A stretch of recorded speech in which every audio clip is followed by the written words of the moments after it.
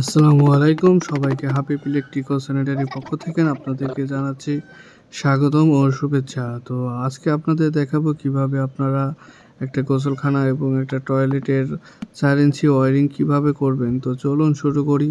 তো প্রথমে আপনারা দেখতে পারতেছেন আমরা প্রথমেই আমাদের 3টা লাইন হবে। তো 3টা লাইনে 3টা লং টাপ, সেই লং টাপগুলো আমরা প্রথমে মাপ দিয়ে তো সবগুলো সেট আপ করে নিচ্ছি। প্রথমে আমরা একটা গোসলখানার যে লং টাপটা হবে সেটা সেট আপ দিয়ে নিলাম।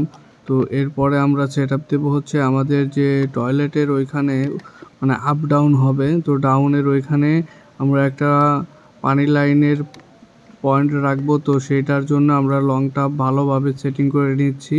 তো এখন আমরা এই লং টাপটা থেকে পাইপটার ডিস্টেন্স একটু বেশি, তো আমরা 4 ইঞ্চি লম্বা পাইপটা লাগাই নিলাম।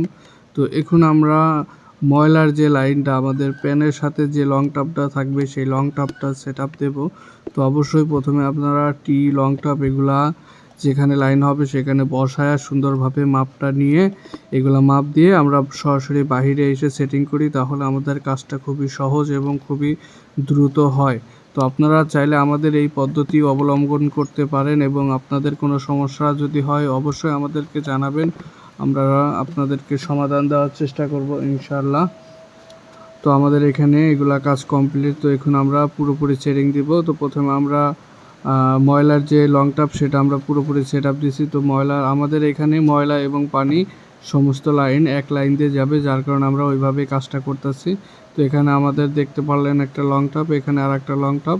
তো এই দুটি, একটা ময়লা এবং একটা পানি, এই দুইটা আমাদের এই দিয়ে সরাসরি চলে যাবে এখান দিয়ে। তো এটা এখন আমরা আমাদের বাথরুমের ভিতরে বসায় নেব। দেখতে পারতেছেন প্রথমে আমরা খুদে নিয়েছিলাম যেখানে যেটা হবে, তো সেই মাপে কাজ করা হয়েছে। তো এখন আমরা প্যানের পয়েন্টটা মাপ দিচ্ছি। পিছন থেকে আপনার 8 ইঞ্চি এবং সাইড থেকে আমরা দিয়েছি হচ্ছে 17 ইঞ্চি, যাতে আমাদের পয়েন্টটা মিডলে থাকে। এটা হচ্ছে আমাদের গোসলখানা। তো গোসলখানার ভিতরে আমরা এখানে পানি যাওয়ার যে লাইনটা সেটা মাপ দিচ্ছি এখন। এটা মাপ দেওয়ার পরে পাইপটা আমরা কেটে নিছি। তো এখন আমরা ওইটার সাথে সরাসরি এই পাইপটা ওই বাথরুমের যে পাইপ সেটার সাথে আমরা এখানে জুড়ে দেব। জুড়ে দেওয়ার পরে আমরা এটা বাথরুমের ভিতরে বসায় দেব। বসায় দেওয়ার পরে আমরা হচ্ছে গোসলখানার যে পয়েন্টটা রাখছি সেটা আমরা এখানে আঠা দিয়ে ভালোভাবে জুড়ে দেব।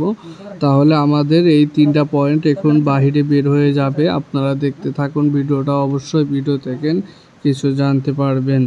তো আমাদের এখানে কাজটা কমপ্লিট, আপনারা দেখতে পারতেছেন আমাদের এখানে কাজটা কমপ্লিট করা হয়ে গেছে। তো এখন আমরা ওই যে ভিতর থেকে আর কি আমরা পাইপটা বাইরে বের করে দিছি। আপনারা গোসলখানার ভিতরে পরে যে লং টাপটা লাগাইলাম, তো এখান থেকে আমরা এখন হাউজে দেব। তো আমাদের পাইপ থেকে হাউজ অল্প একটু কম বেশি, যার কারণে আমরা এখানে এলবো ব্যবহার করিনি, ডাইরেক্ট আমরা অফ সাইড দিয়ে সরাসরি ঢুকাই দিয়েছি ভিতরে।